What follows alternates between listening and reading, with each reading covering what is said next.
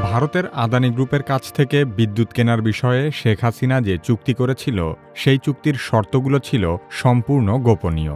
বাংলাদেশের চাহিদা মেটানোর জন্য পর্যাপ্ত বিদ্যুৎ উৎপাদনের সক্ষমতা থাকার পরও ঠিক কী কারণে শেখ হাসিনা ভারত থেকে বিদ্যুৎ আমদানি করার এই গোপন চুক্তিটি করেছিল তা কারো কাছেই বোধগম্য নয়। শেখ হাসিনার সাথে আদানির করা সেই গোপন চুক্তি ছিল কর্পোরেট জালিয়াতির সর্বোচ্চ উদাহরণ।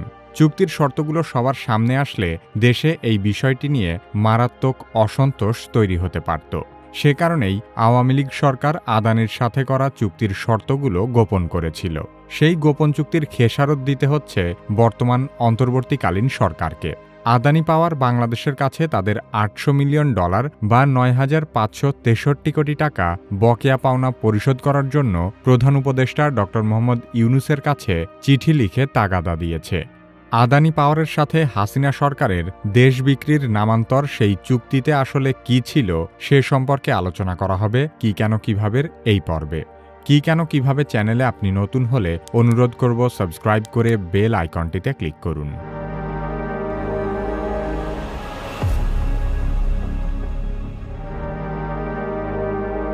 ভারতের প্রধানমন্ত্রী নরেন্দ্র মোদী ২০১৫ সালে প্রথমবারের মতো বাংলাদেশ সফরে আসেন। তখন নরেন্দ্র মোদী ভারতের কোম্পানিগুলোকে বাংলাদেশের বিদ্যুৎ খাতে ব্যবসা করার সুযোগ করে দেওয়ার জন্য শেখ হাসিনাকে বলেছিল। সেই সফরেই মোদী সরকারের সাথে হাসিনা সরকার ভারতের বিদ্যুৎ কেনার জন্য $4 বিলিয়ন চুক্তি সই করে। এরপর ২০১৭ সালে বাংলাদেশ বিদ্যুৎ উন্নয়ন বোর্ড এবং ভারতের আদানি পাওয়ার লিমিটেড $1.7 বিলিয়ন একটি গোপন চুক্তি সই করে। চুক্তিটি গোড্ডা বিদ্যুৎ প্রকল্প হিসেবে পরিচিত। এই চুক্তি অনুযায়ী ভারতের ঝাড়খণ্ড রাজ্যের গোড্ডা জেলায় ১,৬০০ মেগাওয়াট তাপবিদ্যুৎ কেন্দ্র গড়ে তোলা হয়। সেখান থেকে ২৫ বছর বাংলাদেশে বিদ্যুৎ সরবরাহ করা হবে। এর বাইরে চুক্তির আর কোনো শর্ত গণমাধ্যমে প্রকাশ করা হয়নি। আদানির বিদ্যুৎ নিয়ে ভারত বাংলাদেশের সরকারি কর্তৃপক্ষও কখনো খোলামেলা আলোচনা করেনি। ভারতের পররাষ্ট্র মন্ত্রণালয় বলেছে, আদানির সঙ্গে বাংলাদেশের চুক্তি একটি সার্বভৌম সরকারের সঙ্গে একটি বেসরকারি প্রতিষ্ঠানের চুক্তি। এর সঙ্গে ভারত সরকারের কোনো সম্পর্ক নেই। অন্যদিকে শেখ হাসিনার জ্বালানি বিষয়ক উপদেষ্টা তৌফিক ইলাহি ইন্ডিয়া এনার্জি উইকে বলেছে, আদানির সাথে বাংলাদেশের চুক্তিটি গোপনীয়। গোড্ডা বিদ্যুৎ প্রকল্প চুক্তির গোপনীয়তার কারণে ভারত বাংলাদেশ কোনো দেশের গণমাধ্যমেই এ সম্পর্কে বিস্তারিত তথ্য প্রকাশিত হয়নি। তবে মার্কিন গণমাধ্যম ওয়াশিংটন পোস্ট হাসিনা এবং আদানির সেই গোপন চুক্তির ১৬৩ পৃষ্ঠার অতি গোপন নথি সংগ্রহ করতে সক্ষম হয়। এরপর ওয়াশিংটন পোস্ট ৩ জন জ্বালানি বিশেষজ্ঞকে দিয়ে চুক্তিটি পর্যালোচনা করিয়ে একটি রিপোর্ট প্রকাশ করে। ওয়াশিংটন পোস্টের সেই রিপোর্ট থেকে জানা যায়, গোড্ডা বিদ্যুৎ কেন্দ্র উৎপাদনে যাওয়ার পর থেকে আদানি পাওয়ার কোনো বিদ্যুৎ উৎপাদন না করলেও বাংলাদেশকে প্রতি বছর $400 মিলিয়ন পরিশোধ করতে হবে। আদানি গ্রুপ এত বিপুল পরিমাণ অর্থ ক্যাপাসিটি চার্জ বাবদ বাংলাদেশের কাছ থেকে আদায় করবে। অস্ট্রেলিয়ার সিডনি ভিত্তিক জ্বালানি বিশ্লেষক টিম বার্কলি চুক্তিটি পর্যালোচনা করে জানিয়েছেন, বিদ্যুৎ খাতের বৈশ্বিক মান অনুযায়ী আদানি গ্রুপের ক্যাপাসিটি চার্জ অনেক বেশি। তিনি আরও জানান, বাংলাদেশে পাইকারি বিদ্যুতের যে বাজার মূল্য তার চেয়ে 5 গুণ বেশি দামে আদানির কাছ থেকে বিদ্যুৎ কিনবে বাংলাদেশ। অথচ এই চুক্তি দেখিয়েই আওয়ামী লীগ সরকার দাবি করেছিল, আদানির সাথে চুক্তিটি বাংলাদেশের জন্য অত্যন্ত লাভজনক। গোড্ডার বিদ্যুৎ প্রকল্পটি যেহেতু একটি কয়লাভিত্তিক বিদ্যুৎ কেন্দ্র, তাই আদানি গ্রুপের সাথে চুক্তির একটি গুরুত্বপূর্ণ বিষয় ছিল কয়লার দাম নির্ধারণ। বাংলাদেশ সরকার দেশের কয়লাভিত্তিক বিদ্যুৎ কেন্দ্র থেকে বিদ্যুৎ কেনার ক্ষেত্রে কয়লার জন্য একটি নির্দিষ্ট পরিমাণ অর্থ প্রদান করে। আন্তর্জাতিক বাজারে কয়লার দাম বেড়ে গেলেও সরকার নির্দিষ্ট অর্থের বেশি টাকা প্রদান করে না। কিন্তু আদানির সাথে চুক্তির ক্ষেত্রে বাংলাদেশ গোড্ডা বিদ্যুৎ কেন্দ্রের জন্য প্রয়োজনীয় কয়লার দাম আন্তর্জাতিক বাজার দর অনুযায়ী পরিশোধ করার চুক্তি করেছিল। যদিও রাশিয়া ইউক্রেন যুদ্ধ শুরু হওয়ার পর থেকে কয়লার দাম প্রায় ৩ গুণ বেড়েছে, তারপরও কয়লা সরবরাহে খুব বেশি সমস্যা হওয়ার কথা ছিল না। কারণ ভারতের ছত্তিশগড়, ঝাড়খণ্ড এবং ওড়িশা রাজ্যে আদানি গ্রুপের বিশাল বিশাল কয়লা খনি আছে। এমনকি ভারতে কয়লা উত্তোলনের অনুমতি দেওয়া ৬টি খনির মধ্যে ৪টি খনির ঠিকাদারি পেয়েছে আদানির কোম্পানি। শুধু তাই নয়, অস্ট্রেলিয়ার কুইন্সল্যান্ডে থাকা বিশ্বের অন্যতম বৃহৎ কয়লা খনিও আদানি গ্রুপের নিয়ন্ত্রণে রয়েছে। আদানি গ্রুপের ওয়েবসাইটে বলা হয়েছে তারা বছরে 9 কোটি টন কয়লা উৎপাদন করতে পারে এবং আগামী 30 বছরে তারা 300 কোটি টন কয়লা মজুত করার সক্ষমতা রাখে। গ্লোবাল এনার্জি মনিটরের তথ্যমতে গৌতম আদানির কোম্পানি বিশ্বের সবচেয়ে বড় এবং সবচেয়ে বেশি ব্যক্তিগত কয়লা বিদ্যুৎ কেন্দ্র এবং কয়লা খনির মালিক। ভারতে এত কয়লার মালিকানা থাকার পরও আদানি পাওয়ার চুক্তিতে দেখিয়েছে যে তারা প্রতিবছর 70 লক্ষ টন কয়লা বিদেশ থেকে আমদানি করবে।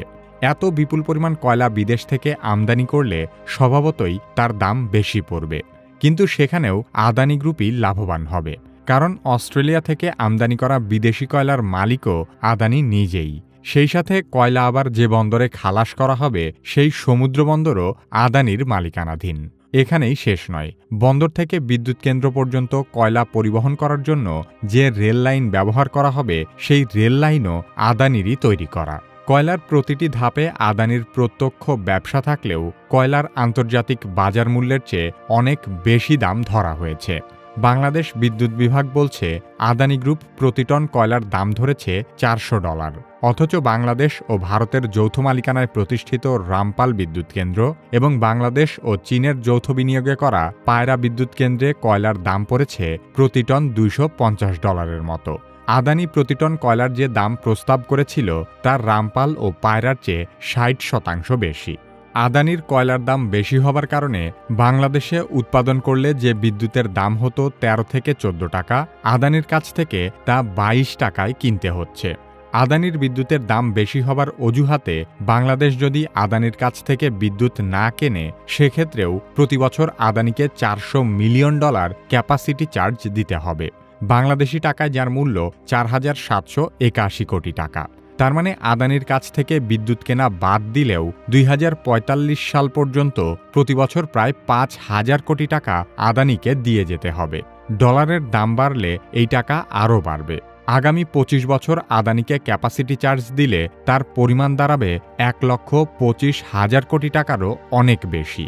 কয়লার দাম রাশিয়া ইউক্রেন যুদ্ধের আগের পর্যায়ে ফিরে গেলেও অভ্যন্তরীণ কয়লা বিদ্যুৎ কেন্দ্রের জন্য সরকার যে পরিমাণ খরচ করে তার চেয়ে অন্তত 33% বেশি দামে আদানির কাছ থেকে বিদ্যুৎ কিনতে হবে। জ্বালানি বিশেষজ্ঞরা ওয়াশিংটন পোস্টকে বলেছিল, বাংলাদেশের সাথে করা আদানির এই চুক্তিটি অবশ্যই প্রতারণা, আর বাংলাদেশের পক্ষে এই চুক্তির বৈধতা দিয়ে দেশের জনগণের সাথে চূড়ান্ত পর্যায়ের বিশ্বাসঘাতকতার কাজটি করেছে শেখ হাসিনার জ্বালানি বিষয়ক উপদেষ্টা তৌফিক-ই ইলাহি। আদানির কাছ থেকে অধিক দামে বিদ্যুৎ কেনার চুক্তি করে দেশের অপূরণীয় ক্ষতি হলেও শেখ হাসিনার মাফিয়া সরকারের লোকজন ব্যক্তিগতভাবে লাভবান হয়েছে। আদানির গোড্ডা প্রকল্পে উৎপাদিত বিদ্যুৎ 105 কিলোমিটার দীর্ঘ আদানি হাই ভোল্টেজ লাইনের মাধ্যমে বাংলাদেশের সীমান্ত পর্যন্ত নিয়ে আসা হয়। ভারতের ভেতর দিয়ে বাংলাদেশ পর্যন্ত বিদ্যুৎ পরিবহনের খরচও বহন করে বাংলাদেশ সরকার। তারপর সীমান্ত থেকে আরও 29 কিলোমিটার সঞ্চালন লাইনের মাধ্যমে বিদ্যুৎ পরিবহন করে বাংলাদেশের জাতীয় গ্রিডের সাথে সংযুক্ত করা হয়। 2022 সালের 16 ডিসেম্বর ভারতের ঝাড়খণ্ডের আদানি পাওয়ার প্ল্যান্ট থেকে বাংলাদেশে বিদ্যুৎ আসা শুরু হবার কথা ছিল, কিন্তু নির্ধারিত সময়ের প্রায় 6 মাস পরে নির্ধারিত পরিমাণের চেয়ে অনেক কম পরিমাণ বিদ্যুৎ বাংলাদেশে আসতে শুরু করে। 2023 সালে আওয়ামী লীগ সরকারের তথ্য অনুযায়ী কয়লা ও গ্যাস চালিত বিদ্যুৎ কেন্দ্রগুলোর মাধ্যমে দেশের সর্বোচ্চ চাহিদার তুলনায় 40% বেশি বিদ্যুৎ উৎপাদনের সক্ষমতা ছিল বাংলাদেশের। সেক্ষেত্রে ওই সময়ে আদানির বিদ্যুৎ বাংলাদেশের প্রয়োজন হবারই কথা ছিল না। আদানির সাথে চুক্তির আরেকটি হতাশাজনক বিষয় হল চুক্তির অর্থ মার্কিন ডলারে পরিশোধ করতে হবে। যখন চুক্তি সম্পাদন করা হয়েছিল তখন $1 মার্কিন মূল্য ছিল 81 টাকা, আর বর্তমানে ডলারের দাম প্রায় 120 টাকা। গোড্ডা বিদ্যুৎ প্রকল্প চুক্তির শর্তগুলো শুধু বাংলাদেশের জনগণের কাছে গোপন করেই প্রতারণা করা হয়নি। ধূর্ত আদানি গ্রুপ চুক্তির বেশ কিছু বিষয় বাংলাদেশ সরকারের কাছেও গোপন করেছে। নরেন্দ্র মোদীর সাথে ঘনিষ্ঠ সম্পর্ক থাকার কারণে গৌতম আদানি 2019 সালে গোড্ডা বিদ্যুৎ কেন্দ্রের জমিকে বিশেষ অর্থনৈতিক অঞ্চল হিসেবে ঘোষণা করিয়ে নেয়। এর ফলে আদানি পাওয়ার ভারতের সব ধরনের শুল্ক কর ছাড় পেয়ে যায়। চুক্তি অনুযায়ী কর মওকুফের বিষয়টি 30 দিনের মধ্যে বাংলাদেশকে জানানোর কথা ছিল। কারণ শুল্ক কর ছাড়ের কারণে ক্যাপাসিটি চার্জ ও কয়লার আমদানি ব্যয় কমে যাবে। কিন্তু আদানি পাওয়ার বিষয়টি গোপন করে গেছে। সব মিলিয়ে জ্বালানি বিশেষজ্ঞরা বলছেন, আদানি গ্রুপের সঙ্গে বাংলাদেশের করা বিদ্যুৎ চুক্তিটি বৈষম্য ও প্রতারণামূলক।